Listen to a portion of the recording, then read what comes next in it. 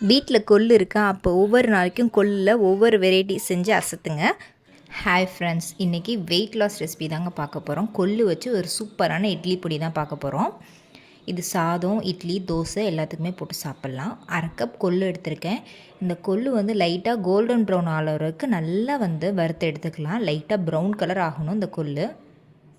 இது டேஸ்ட்டாக இருக்கும், நம்மளுக்கு வெயிட்டும் நல்லாவே லாஸ் ஆகும், சத்தும் கூட. 1/4 கப் உளுந்து, தோல் உளுந்து போட்டால் இன்னுமே நல்ல சத்து. தோல் இல்லாத உளுந்தும் போட்டுக்கலாம்.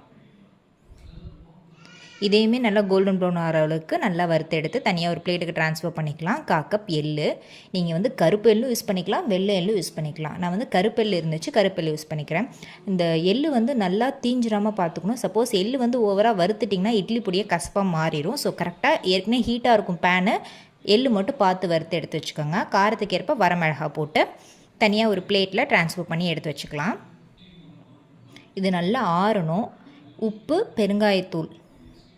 ஃபஸ்ட்டு வரமிளகாவை நல்லா 1-2 நல்லா அரைச்சி எடுத்துக்கலாம்.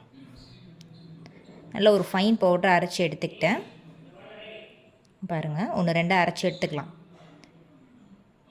ஓப்பன் பண்ணி பார்க்கலாம். இங்கே பாருங்கள், அந்த அளவுக்கு அரைச்சி எடுத்ததுக்கப்புறம் மிச்சம் இருக்குது அந்த கொள்ளு, உளுந்தம்பருப்பு, உப்பு, பெருங்காயத்தூள், உளுந்து, இது எல்லாத்தையும் ஒரே இதில் நல்லா அரைச்சி எடுத்துக்கலாம். இது ரொம்ப நைஸான சாதத்துக்கு நல்லாயிருக்கும். தோசை, இட்லி, அடை இந்த மாதிரி வச்சு சாப்பிட்றீங்கன்னா கொஞ்சம் அந்த இட்லி பொடி கன்சிஸ்டன்சினா கொஞ்சம் நரன்னு அரைச்சி எடுத்துக்கிட்டால் சூப்பராக இருக்கும். கொள்ளு நிறைய பெனிஃபிட்ஸ் இருக்குது. நம்ம சாதாரணமாக இட்லி பொடியிலுமே லைட்டாக கொஞ்சம் கொள்ளு சேர்த்தாலும் இன்னுமே நல்லாயிருக்கும். இது நல்ல ஒரு பிளேட்டில் நல்லா ஆற விட்டுட்டு அதுக்கப்புறம் நீங்கள் ஒரு ஏர்டைட் கண்டெய்னரில் ஸ்டோர் பண்ணுங்கள். இதில் நீங்கள் 4 பல் பூண்டு போட்டும் அரைக்கலாம். ஆனால் பூண்டு போட்டால் ரொம்ப நாள் ஸ்டோர் பண்ணி வைக்க முடியாது, சீக்கிரம் கெட்டு போயிடும். இதுனா நீங்கள் நிறைய நாள் ஸ்டோர் பண்ணி வச்சுக்கலாம், வெளியே வச்சுக்கலாம். நல்லா ஆறுனதுக்கப்புறம் ஒரு ஏர்டைட் கண்டெய்னரில் போட்டு ஸ்டோர் பண்ணிக்கோங்க.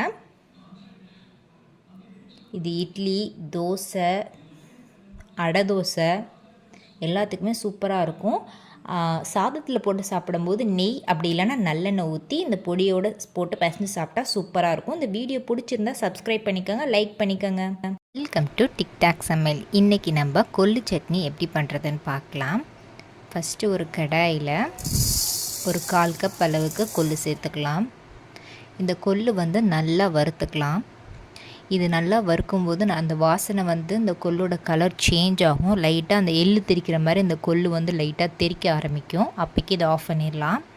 இந்த கொள்ளு சாப்பிட்றதுனால கெட்ட கொழுப்புகள்லாம் குறைஞ்சி வெயிட் லாஸ் ஆகும். இது ரொம்பவே நல்லதும் கூட. நம்ம டெய்லியும் வாரத்தில் ஒரு நாள் இந்த கொள்ளு சட்னி எடுத்துக்கிட்டால் உடம்புக்கு ரொம்பவே நல்லது. டேஸ்ட்டும் சூப்பராக இருக்கும். ஒரு பேனில் ஆயில் ஊற்றிட்டு ஆயில் நல்லா ஹீட் ஆனதுக்கப்புறம் 1 டீஸ்பூன் கடலைப்பருப்பு ஆட் பண்ணிக்கலாம். கடலைப்பருப்பு நல்லா பொரிஞ்சதும் 1 டீஸ்பூன் உளுந்தம்பருப்பு. இந்த உளுந்தம்பருப்பை நல்லா செவக்க வறுத்துக்கலாம். வறுத்ததுக்கப்புறம் 5-6 பல் பூண்டு சேர்த்ததுக்கப்புறம் நம்ம சின்ன வெங்காயம் 8-10 வரைக்கும் ஆட் பண்ணிக்கலாம். சின்ன வெங்காயம், அதுக்கப்புறம் ஒரு நெல்லிக்காய், சின்ன நெல்லிக்காய் சைஸ் புளி எடுத்து ஆட் பண்ணிக்கலாம். காஞ்சி மிளகாய் ஆட் பண்ணிக்கலாம். இதெல்லாம் போட்டு நல்லா வறுத்துக்கலாம். 2 டேபிள் ஸ்பூன் அளவு தேங்காய், தேவையான அளவு உப்பு, காரத்துக்கு ஏற்ப காஞ்ச மிளகாய் நீங்கள் ஆட் பண்ணிக்கோங்க. இதெல்லாம் போட்டு நல்லா எண்ணெயில் வறுத்துடும். இப்போ அந்த கொள்ளு எடுத்தோம்ல, அந்த கொள்ளை வறுத்தது ஆற வச்சுருக்கோம். ஆறி இப்போ அது நல்ல ஒரு ஃபைன் பவுடராக மிக்ஸி ஜாரில் போட்டு அரைச்சி எடுத்துக்கலாம். நம்ம ஏற்கனவே வதக்கி வச்சுருந்த இன்க்ரீடியன்ஸ் எல்லாத்தையும் இதில் ஆட் பண்ணி லைட்டாக வாட்டர் ஊற்றி சட்னியாக எடுத்துக்கலாம். இப்போ இதுக்கு தாளிப்பு ரெடி பண்ணணும். அதுக்கு எண்ணெயில் கடுகு, உளுந்தம்பருப்பு, கருவேப்பிலை போட்டு தாளித்தா சூப்பரான ஹெல்த்தியான கொள்ளு சட்னி ரெடி. இது டேஸ்ட்டும் சூப்பராக இருக்கும், உடம்புக்கும் ரொம்பவே நல்லது. இந்த வீடியோ பிடிச்சிருந்தா சப்ஸ்கிரைப் பண்ணிக்கோங்க. தேங்க்யூ ஃபார் வாட்சிங். இன்றைக்கி நம்ம கொள்ளு ரசம் எப்படி பண்ணுறதுன்னு பார்க்கலாம். அதுக்கு ஃபஸ்ட்டு சீரகம் 1 டீஸ்பூன், பூண்டு 10 பல், கருவேப்பிலை, பூண்டு தோல் உரிக்காமே சேர்த்துக்கலாம். இதை 1-2 தட்டி எடுத்துக்கலாம். இந்த மாதிரி தட்டி எடுக்கும்போது நம்மளுக்கு ரசம் வைக்கும்போது வாசனை வீடே மணக்கும். ஸோ இந்த மாதிரி தட்டி எடுத்துகிட்டு இப்போ ஒரு வானலில் 1 டேபிள் ஸ்பூன் ஆயில் ஊற்றிக்கலாம். ஆயில் நல்லா ஹீட் ஆனதுக்கப்புறம் கடுகு 1 டீஸ்பூன், உளுந்தம்பருப்பு 1 டீஸ்பூன், இதெல்லாம் நல்லா பொரியட்டும். பொரிஞ்சதுக்கப்புறம் சீரகம் 1 டீஸ்பூன் போட்டுக்கலாம். சீரகம் பொரிஞ்சதுக்கப்புறம் கொஞ்சமாக கருவேப்பிலை நல்லா பொரிஞ்சதுக்கப்புறம் நம்ம 1-2 தட்டி வச்சுருந்த அந்த பேஸ்ட் எல்லாத்தையும் சேர்த்துக்கலாம். 2 வரமிளகாவும் கிள்ளி போட்டு நான் சேர்த்துருக்கேன். ஒரே ஒரு தக்காளி கொஞ்சமாக கையில் மசிச்சு விட்டு சேர்த்துருக்கேன். இந்த தக்காளி இந்த இதெல்லாம் போடும்போது நல்ல ஃப்ளேவர் கொடுக்கும். இப்போ இந்த குழம்பு அந்த ரசம் வந்து நல்ல ஒரு வாசனை வரும் இந்த வதக்கும் போது. ஏன்னா நம்ம 1-2 தட்டி போட்டிருக்கிறதுனால அதோட வாசனை சூப்பராக இருக்கும், டேஸ்ட்டும் செம்மையாக இருக்கும். பெருங்காயத்தூள், மஞ்சத்தூள் 1 டீஸ்பூன், இதையும் நல்லா கிளறி விட்டுக்கலாம். இது நல்லா அந்த பச்சை வாசனை போனதுக்கப்புறம் சின்ன லெமன் சைஸ் புளியை நல்லா திக்காக கரைச்சி வச்சுருந்தேன். அந்த புளி தண்ணியை ஆட் பண்ணிக்கலாம். கொள்ளு 1 கைப்பிடி கொள்ளு எடுத்து நல்லா வேக வச்சு அந்த கொள்ளு வந்து ஒரு 3 விசில் விட்டால் போதும். அந்த பருப்பு வந்து கையில் வச்சா நசுக்கணும், இந்த ரேஞ்சுக்கு இருக்கணும், ரொம்பவும் களைய விட்டுறக்கூடாது. அந்த கொள்ளு தண்ணியை நம்ம வந்து ஃபில்ட்ரு பண்ணி எடுத்துக்கலாம். இந்த கொள்ளு வந்து சுண்டல் மாதிரி தாளிச்சும் சாப்பிட்லாம், அப்படி இல்லைன்னா அப்படியே கூட சாப்பிட்லாம், ரொம்பவே நல்லது. இந்த கொள்ளு ரசம் சாப்பிடும்போது நம்மளுக்கு வந்து கண்டிப்பாக வெயிட் லாஸ் ஆகும். கெட்ட கொழுப்புலாம் வந்து கரைய ஆரம்பிக்கும். சளி தொல்லைலாம் இருந்தால் அந்த கொள்ளு ரசம் இமீடியட்டாக வச்சு குடிங்க. இப்போ அந்த கொள்ளு தண்ணியை வந்து நம்ம வந்து இதில் ஆட் பண்ணிக்கலாம். நல்லா ஆட் பண்ணிவிட்டு இப்போ இந்த ரசத்துக்கு தேவையான அளவு உப்பு சேர்த்துக்கலாம். உப்பு சேர்த்துட்டு இந்த ரசம் வந்து எப்போதுமே ரசம் வந்து நம்ம வந்து கொதிக்க விட்டு அதோட டேஸ்ட்டே போயிடும்.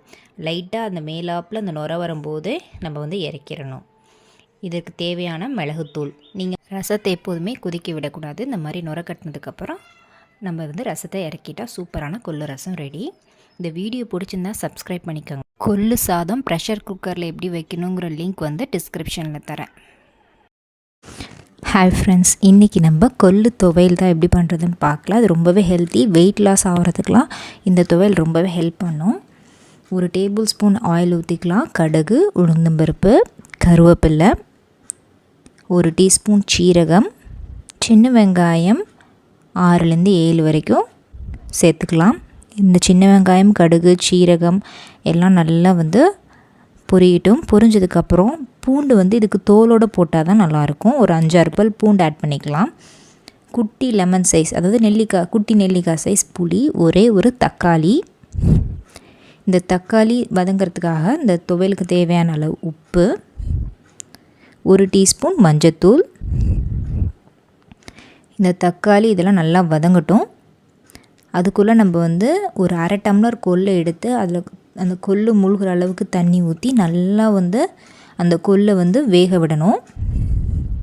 இந்த அளவுக்கு வேகணும். வெந்ததுக்கப்புறம் அந்த கொள்ளு தண்ணியோடு அதை ஆட் பண்ணிக்கலாம். 1/2 டம்ளர் கொள்ளு எடுத்தால் போதுமானது. அதுலேயும் நம்மளுக்கு நிறையா துவையல் கிடைக்கும். இந்த தண்ணி சுண்டி நல்லா வந்து இந்த அளவுக்கு இருக்கணும். மிக்ஸி ஜாரில் போட்டு அரைக்கிறப்ப கொஞ்சம் கூட நீங்கள் தண்ணி சேர்க்காம தான் அரைக்கணும். இதில் இருக்க தண்ணி தான், அதனாலே ரொம்ப ஹெல்த்தி. வெயிட் லாஸ்க்கு ட்ரை பண்ணுறவங்களாம் இந்த துவையல் எடுத்தால் ரொம்பவே ஹெல்ப்ஃபுல்லாக இருக்கும். நல்லா ஆறுனதுக்கப்புறம் நம்ம வந்து மிக்ஸி ஜாரில் ட்ரான்ஸ்ஃபர் பண்ணிவிட்டு இது வந்து நைஸாக அரைக்கக்கூடாது, குறப்பாக அரைச்சி எடுத்துக்கணும். இந்த மாதிரி இதுக்கு ஒரு தாளிப்பு ரெடி பண்ணணும். ஆக்சுவலி இது அப்படியே போட்டு சாப்பிட்லாம். இதோட இந்த ஆனியன்லாம் போட்டு சாப்பிடும்போது இன்னும் கொஞ்சம் டேஸ்ட் வந்து சூப்பராக இருக்கும். கடுகு, உளுந்தம்பருப்பு, கருவேப்பிலை, வெங்காயம். இதுக்கு சின்ன வெங்காயம் போட்டால் இன்னும் டேஸ்ட்டு சூப்பராக இருக்கும். நான் பெரிய வெங்காயம் தான் கட் பண்ணி போட்டேன். இது நல்லா வெந்ததுக்கப்புறம் நம்ம வந்து அந்த துவையலுக்கு இதை ட்ரான்ஸ்ஃபர் பண்ணிக்கலாம். இதோட பச்சை புளி ரசமும் இந்த துவையலும் வச்சு சாப்பிட்டா சூப்பராக இருக்கும் காம்போ. ஸோ ட்ரை பண்ணி பாருங்கள். இந்த வீடியோ பிடிச்சிருந்தால் லைக் பண்ணிக்கோங்க, சப்ஸ்கிரைப் பண்ணிக்கோங்க, நோட்டிஃபிகேஷன் பெல் பட்டனை கிளிக்